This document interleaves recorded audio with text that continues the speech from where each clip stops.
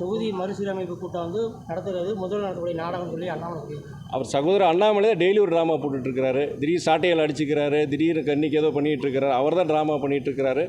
இது வந்து எப்படின்னா அரசியலை கடந்து நான் ஒன்று சொல்கிறேங்க. நான் தொகுதி மறுசீரமைப்புங்கிறது வந்து அவர் உள்துறை அமைச்சர் அவர் அமித்ஷா வந்து என்ன சொல்லியிருக்கிறாரு, தொகுதியை குறைக்க மாட்டேன்னு சொல்லியிருக்காரு. அதே நேரத்தில் தொகுதியில் கூட்டும் போது இப்போ நமக்கு 543 லோக்சபா சீட் இருக்குது, அதை கூட்ட போகிறாங்க. அது கூட்டும் போது கிட்டத்தட்ட 800 சீட்ஸ் வச்சு கூட்ட போகிறாங்க. அப்படி கூட்டும் பொழுது இன்றைக்கி ஜனத்தொகை அடிப்பில் வைக்கும்போது தமிழ்நாட்டுக்கு வந்து உங்களுக்கு 1 சீட்டு 2 சீட்டு வேணால் கூடும். ஆனால் இன்றைக்கி 79-80 சீட்டு இருக்குது. உத்தரப்பிரதேஷ் பொறுத்த வரைக்கும் 140 சீட் கிடைக்கும். கிட்டத்தட்ட இரட்டிப்பாகும். உங்களுக்கு பீகாருக்கு இரட்டிப்பாகும், இங்கே மகாராஷ்டிராவுக்கு இரட்டிப்பாகும், ராஜஸ்தானுக்கு இரட்டிப்பாகும். அவங்களுக்கு கூடுதலாக 30-40 விழுக்காடு 50 விழுக்காடு சில மாநிலங்கள் பொறுத்த வரைக்கும் 70 விழுக்காடு 80 விழுக்காடு உங்களுக்கு எண்ணிக்கை கூடுங்க. ஆனால் நமக்கு வந்து 1-2 தான்.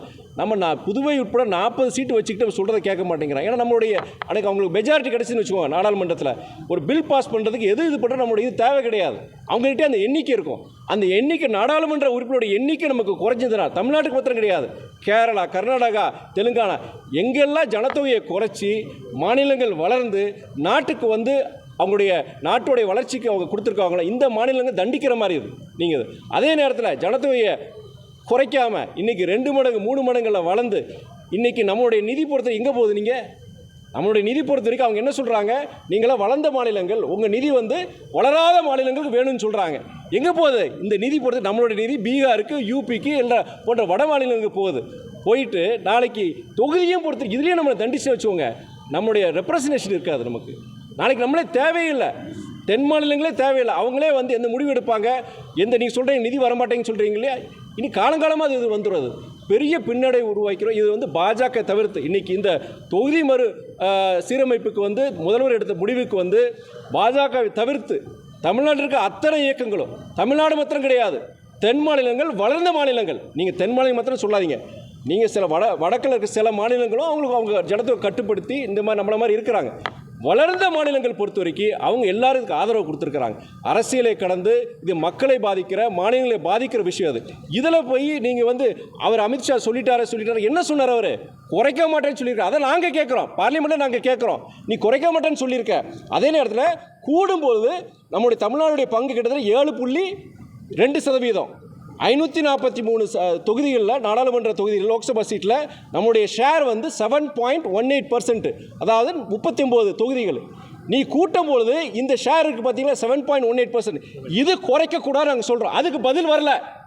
அதுக்கு நானும் டெல்லியில் இருக்கிற மீடியா கிட்ட பேசுகிறேன். அவங்க கேட்குறாங்க, அமித்ஷா தானே சொல்லிட்டாரு, அப்புறம் ஏன் கலாட்டா பண்ணுறீங்க, அப்புறம் இதெல்லாம் கந்தடிப்பு நாடகம், நீங்கள் ஒரு ட்ராமா போடுறீங்கன்னு சொல்லும்போது நான் சொன்னேன், இதுக்கு அவர் அமித்ஷா பதில் சொல்லியிருக்கிறாரா? தமிழ்நாடுடைய பங்கு 7.2% வச்சுக்கோங்க, 7.2%, 543 சீட்டில். அது நீங்கள் 800 கூட்டும் போது எங்களுடைய ஷேர் 7.2% நீங்கள் குறைக்கக்கூடாதுன்னு சொல்கிறோம். அதுக்கு பதில் உத்தரவாதம் கொடுப்பாரா அமைச்சர்? இதுக்கு பதில் கிடையாது. சார், அசம்பிளி எலெக்ஷன் பார்ட்டிஸ் எல்லாம் ரெடி ஆகிட்டு இருக்காங்க. அதிமுக ஸ்ட்ராட்டஜி நாங்கள் தொடர்ந்து வந்து சில மக்கள் சார்ந்த சில விஷயங்கள் நாங்கள் பேசிகிட்டு இருக்கிறோம். நீங்கள் சொல்கிற நான் ஒரு எம்பியை இந்த பகுதியில் நான் இது பண்ணிகிட்டு இருக்கிறேன். நான் அங்கங்கே தமிழ்நாட்டில் பொறுத்த வரைக்கும் எங்களுடைய இயக்க பணிகள், அதாவது மக்கள் சார்ந்த கோரிக்கைகளை வந்து முதலமைச்சர்கிட்ட கொண்டு போகிறதா, தமிழக அரசு கொண்டு போகிறதா கொண்டு போயிட்டு தான் இருக்கிறோம். எங்களை பொறுத்த வரைக்கும் என்னென்னா, தமிழ்நாட்டில் பொறுத்த வரைக்கும் மதவாத சக்திகள் வேறுன்று கூடாது ஒரே காரணம், கால் பதிச்சிடக்கூடாது ஒரே காரணத்துக்காண்டி தான் நாங்கள் திமுக கூட்டணியில் நாங்கள் சேர்ந்துருக்கோம். கிட்டத்தட்ட இது 8வது வருஷமாக அந்த கூட்டணி தொடர்ந்துருக்கோம். இந்த கூட்டணி வலுவாக இருக்குது. மேற்கொண்டு இந்த கூட்டணி தொடர்ந்து தான் நாங்கள் விரும்புகிறோம்.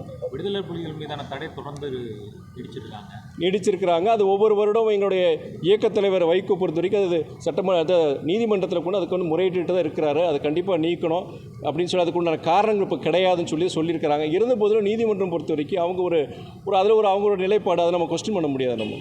நமது தமிழ் நியூஸ் சேனலில் உங்களது பொருட்களை வெறும் 500 ரூபாயில் விளம்பரம் செய்ய வேண்டுமா? தொடர்புக்கு 7806942275 தொடர்பு கொள்ளுங்கள்.